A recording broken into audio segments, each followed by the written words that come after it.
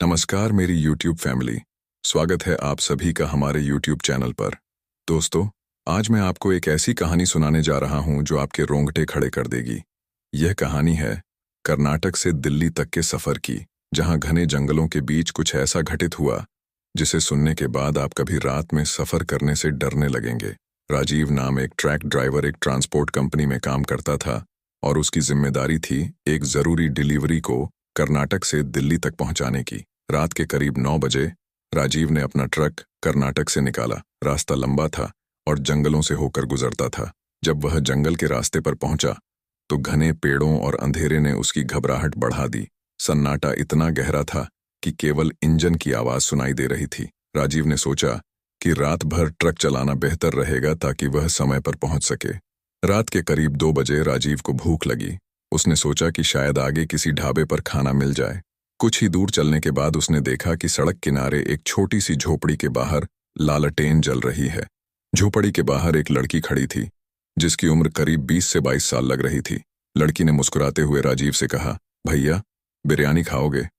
बहुत ताज़ा और स्वादिष्ट है। भूख से परेशान राजीव ने हामी भर दी। लड़की ने उसे बिरयानी परोसी। बिरयानी का स्वाद इतना बेहतरीन था कि राजीव ने 2 बार खा लिया। खाने के बाद राजीव ने पूछा, कितना हुआ? लड़की ने कहा, पैसे की जरूरत नहीं, बस मेरी झोपड़ी के सामने रुको मत। राजीव को लड़की की बात अजीब लगी, लेकिन उसने ध्यान नहीं दिया और ट्रक चलाते हुए आगे बढ़ गया। कुछ ही किलोमीटर आगे बढ़ने पर राजीव को अजीब सी बेचैनी महसूस होने लगी। उसे ऐसा लगा जैसे ट्रक के पीछे कोई बैठा हुआ है। उसने शीशे में देखा, लेकिन अंधेरे के अलावा कुछ भी नजर नहीं आया। थोड़ी दूर जाने के बाद ट्रक का इंजन अचानक बंद हो गया। राजीव ने नीचे उतरकर इंजन की जांच करने की कोशिश की। जैसे ही उसने ट्रक के बोनट को खोला, उसे पीछे से किसी के हंसने की आवाज सुनाई दी। राजीव ने तुरंत मुड़कर देखा, लेकिन वहां कोई नहीं था। वह घबरा गया और जल्दी से ट्रक के अंदर बैठ गया। जैसे ही उसने ट्रक स्टार्ट किया, सामने वही लड़की खड़ी थी जिसने उसे बिरयानी खिलाई थी। लड़की ने धीमे कदमों से ट्रक की तरफ बढ़ते हुए कहा, मैंने तुमसे कहा था कि मेरी झोपड़ी के सामने रुकना मत। अब तुम्हें सजा मिलेगी। राजीव का दिल तेजी से धड़कने लगा।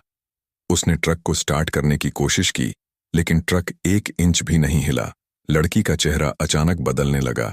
उसकी आंखें लाल हो गईं और उसके बाल हवा में उड़ने लगे।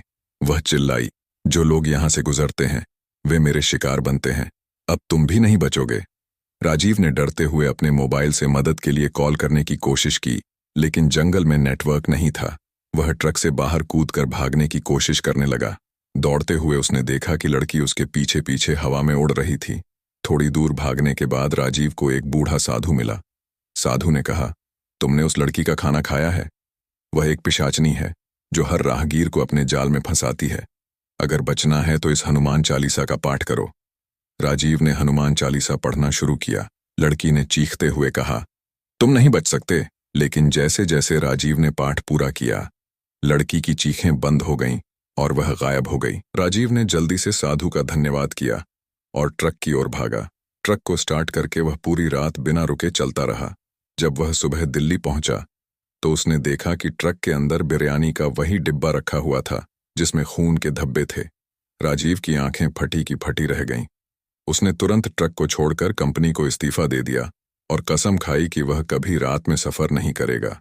राजीव ने अपनी नौकरी छोड़ दी और अपने परिवार के साथ एक सामान्य जीवन जीने लगा। लेकिन जिस ट्रक को वह छोड़कर आया था, वह कहानी यहीं खत्म नहीं हुई। ट्रक कंपनी ने उस ट्रक को बेचने का फैसला किया। एक नया ड्राइवर, रघु, उसे खरीदने के लिए तैयार हो गया। रघु ने ट्रक की अच्छी मरम्मत करवाई और उसे फिर से सड़क पर उतार दिया। पहले कुछ हफ्तों तक सब कुछ सामान्य चला, लेकिन एक रात जब रघु उसी जंगल के रास्ते से गुजर रहा था तो ट्रक का रेडियो अपने आप चालू हो गया। उसमें धीमी आवाज में किसी लड़की की हंसी सुनाई दे रही थी। रघु ने रेडियो बंद करने की कोशिश की, लेकिन वह बंद नहीं हुआ। तभी ट्रक के पीछे वाले शीशे में उसे एक धुंधली परछाई दिखी। वह ध्यान से देखने की कोशिश कर ही रहा था कि एक जोरदार ठहाका गूंजा और ट्रक अचानक झटके के साथ रुक गया। रघु ने ट्रक से उतरकर देखा कि सड़क के बीचों बीच वही लड़की खड़ी थी। उसने वही सफेद कपड़े पहने हुए थे और उसके हाथ में एक बिरयानी का डिब्बा था। लड़की ने मुस्कुराते हुए कहा, खाना खाओगे? रघु को तुरंत महसूस हुआ कि कुछ सही नहीं है। उसने लड़की से दूर भागने की कोशिश की, लेकिन उसके पैर जैसे जमीन में जड़ गए। लड़की धीरे धीरे उसके करीब आई और बोली, मुझे भूख लगी है। जो मेरा खाना खाता है उसकी आत्मा मेरे पास आ जाती है। रघु ने डर के मारे हनुमान चालीसा पढ़ना शुरू कर दिया। लड़की कुछ देर के लिए ठिठक गई, लेकिन इस बार उसका रूप और भयानक हो गया। उसकी आंखों से खून बहने लगा और उसके हाथों में लंबे नाखून उगाए। वह चीखते हुए बोली, तुम सोचते हो कि मैं तुम्हें जाने दूंगी? अब मेरी भूख और बढ़ गई है। रघु जैसे तैसे ट्रक में वापस आया और उसे स्टार्ट करके जंगल से बाहर निकलने की कोशिश करने लगा, लेकिन ट्रक जैसे कोई अदृश्य ताकत खींच रही हो। वहीं जंगल के अंदर गहराई में जाता जा रहा था। आखिरकार रघु ने ट्रक रोक दिया और पूरी ताकत लगाकर बाहर कूद गया। जंगल में भागते भागते उसे वहीं बूढ़ा साधु मिला, जिसे पहले राजीव ने देखा था। साधु ने कहा, तुम इस ट्रक के मालिक बन गए हो। अब यह तुम्हारा पीछा करेगा। केवल एक तरीका है इस श्राप से छुटकारा पाने का। साधु ने बताया कि उस लड़की की आत्मा को किसी ने बंधक बनाया है। वह इसी जंगल में रहती थी, लेकिन कुछ लोगों ने उसे मारकर उसका खून बिरयानी में मिलाया और उसकी आत्मा को श्रापित कर दिया। अब वह हर राहगीर को शिकार बनाती है। तुम्हें उस जगह पर जाना होगा जहां उसे मारा गया था और उसकी आत्मा को शांति देने के लिए पूजा करनी होगी। लेकिन यह काम आसान नहीं है। उसके श्राप को तोड़ने के लिए तुम्हें अपना सबसे बड़ा डर फेस करना होगा। रघु ने साधु के बताए अनुसार तैयारी की और जंगल के अंदर उस झोपड़ी तक पहुंचा जहां लड़की को मारा गया था। साधु ने कहा था कि झोपड़ी के अंदर उसकी आत्मा कैद है, लेकिन उसे आजाद करने के लिए चावल और खून का अर्पण करना होगा। रघु ने जैसे ही झोपड़ी के दरवाजे खोले, अंदर गहरा अंधेरा था। दीवारों पर खून से अजीब निशान बने हुए थे और जमीन पर काले जादू के प्रतीक। जैसे ही उसने पूजा शुरू की, हवा तेज चलने लगी और झोपड़ी हिलने लगी। लड़की की आवाज गूंजने लगी, तुम सोचते हो कि मुझे मुक्त करके बच जाओगे? मैं तुम्हें नहीं छोड़ूंगी। रघु ने डरते हुए भी पूजा जारी रखी। जैसे ही उसने अंतिम मंत्र पढ़ा, झोपड़ी में एक जोरदार धमाका हुआ। लड़की की आत्मा चीखते हुए ऊपर उठी और शांत हो गई। झोपड़ी के बाहर साधु खड़ा मुस्कुरा रहा था। उसने कहा, तुमने लड़की को मुक्त कर दिया। अब वह किसी को परेशान नहीं करेगी। लेकिन याद रखना, इस जंगल में आने वाले लोग फिर भी सावधान रहें। रघु ने राहत की सांस ली और ट्रक को वापस शहर ले आया। लेकिन कहानी यहां खत्म नहीं होती। कुछ महीने बाद उसी ट्रक को एक नई कंपनी ने खरीदा और एक बार फिर किसी रात उसी जंगल के रास्ते पर ट्रक का इंजन बंद हो गया। नई कंपनी ने ट्रक को एक अनुभवी ड्राइवर सुरेश को सौंपा। सुरेश को इन किस्सों पर यकीन नहीं था।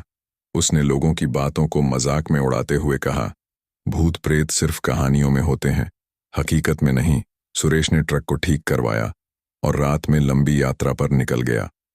यह यात्रा उसे उसी जंगल के रास्ते से होकर ले जाने वाली थी जहां अब तक अनगिनत रहस्यमयी घटनाएं हो चुकी थीं। रात के करीब 1 बजे जब सुरेश घने जंगल से गुजर रहा था, तो उसने सड़क के किनारे कुछ चमकती हुई चीज देखी। उसने ट्रक रोका और देखा कि एक सोने की चेन गिरी हुई है। लालच में आकर उसने चेन उठाई और अपनी जेब में डाल ली। जैसे ही उसने चेन को छुआ, ट्रक के अंदर का तापमान अचानक गिरने लगा। ठंड इतनी बढ़ गई कि सुरेश को लगा जैसे बर्फ में बैठा हो। ट्रक का रेडियो अपने आप चालू हो गया और उसमें से किसी लड़की की धीमी आवाज आने लगी, तुमने मेरा सोना छुआ है, अब मैं तुम्हारा पीछा करूंगी। सुरेश ने जल्दी से ट्रक स्टार्ट किया और आगे बढ़ने की कोशिश की, लेकिन ट्रक की हेडलाइट्स झपकने लगीं और सड़क पर घने कोहरे ने सब कुछ ढक लिया। सुरेश जैसे तैसे ट्रक को संभालते हुए आगे बढ़ा। कोहरे के बीच उसे सड़क पर एक औरत की परछाई नजर आई। यह वही लड़की थी जिसने राजीव और रघु को डराया था। इस बार लड़की का रूप और भी डरावना था। उसकी आंखें पूरी तरह काली थीं और उसके होंठों से खून टपक रहा था। उसने ट्रक के सामने खड़े होकर सुरेश को रुकने का इशारा किया। सुरेश ने ब्रेक मारे, लेकिन लड़की ट्रक के बोनट पर चढ़ गई। वह धीरे धीरे ट्रक की खिड़की के पास आई और शीशे पर खून से कुछ लिखने लगी। शीशे पर लिखा था, यह जंगल मेरा है, जो इसे छोड़कर जाने की कोशिश करेगा उसकी आत्मा यहीं कैद हो जाएगी। सुरेश को याद आया कि इस जंगल के बारे में लोग साधु का जिक्र करते हैं। उसने ट्रक को जंगल के अंदर मोड़ दिया और साधु को खोजने लगा। कुछ देर बाद उसे वही साधु दिखाई दिया। सुरेश ने तेजी से उसके पास पहुंचकर सब कुछ बताया। साधु गंभीर हो गए और बोले, तुमने सोने की चेन उठाकर उस आत्मा को फिर से जगा दिया है। वह अब और भी ताकतवर हो गई है। साधु ने सुरेश को एक नया मंत्र दिया और कहा, लेकिन इस बार केवल मंत्र पढ़ने से काम नहीं होगा, तुम्हें उस चेन को वापस उस जगह पर छोड़ना होगा जहां से तुमने इसे उठाया था, और इसके बाद तुम्हें खुद को शुद्ध करने के लिए 7 दिनों तक इस जंगल में रहना होगा। यह आसान नहीं होगा, क्योंकि आत्मा तुम्हें हर दिन डराने और मारने की कोशिश करेगी। सुरेश ने साधु की बात मानी और उस जगह पर वापस गया जहां से उसने चेन उठाई थी। उसने चेन वहीं छोड़ दी, लेकिन जैसे ही वह पलटा, लड़की हवा में प्रकट हुई और जोर से चिल्लाई, तुम मुझे छोड़कर नहीं जा सकते, यह जंगल अब तुम्हारा भी है। पहली रात सुरेश को हर तरफ से डरावनी आवाजें सुनाई दी, कभी किसी के रोने की आवाज, कभी किसी के चीखने की। दूसरी रात उसे अपने ट्रक की हेडलाइट्स अपने आप जलती बुझती नजर आईं, जबकि ट्रक कई किलोमीटर दूर खड़ा था। तीसरी रात उसने देखा कि जंगल में कुछ परछाइयां उसके चारों ओर घूम रही थीं। वे धीरे धीरे उसके करीब आ रही थीं। डरते हुए भी सुरेश ने मंत्र पढ़ना जारी रखा। चौथी रात लड़की ने खुद को और ज्यादा डरावने रूप में प्रकट किया। उसके शरीर से आग की लपटें निकल रही थीं और उसके बाल सांपों की तरह हरकत कर रहे थे। 7वीं रात को जब सुरेश ने अंतिम मंत्र पढ़ा तो जंगल अचानक शांत हो गया। लड़की ने एक आखिरी बार चीखते हुए कहा, तुमने मुझे इस बार हरा दिया, लेकिन मैं पूरी तरह से खत्म नहीं हुई हूं, मैं वापस आऊंगी। लड़की की आत्मा आसमान में गायब हो गई और ट्रक का इंजन अपने आप स्टार्ट हो गया। सुरेश को ऐसा लगा जैसे उसने इस श्राप से छुटकारा पा लिया हो। कुछ साल बाद उसी जंगल से गुजरते हुए एक राहगीर ने देखा कि सड़क किनारे एक लड़की बिरयानी बेच रही है। उसने मुस्कुराते हुए पूछा, खाओगे? दोस्तों, अगर आप भी एक सफर कर रहे हैं तो ऐसे रास्ते पर और रात में सफल न करें। कृपया किसी बीच रास्ते पर अकेले किसी ढाबे पर ना रोक। मिलते हैं किसी और नई कहानी के साथ। तब तक के लिए धन्यवाद।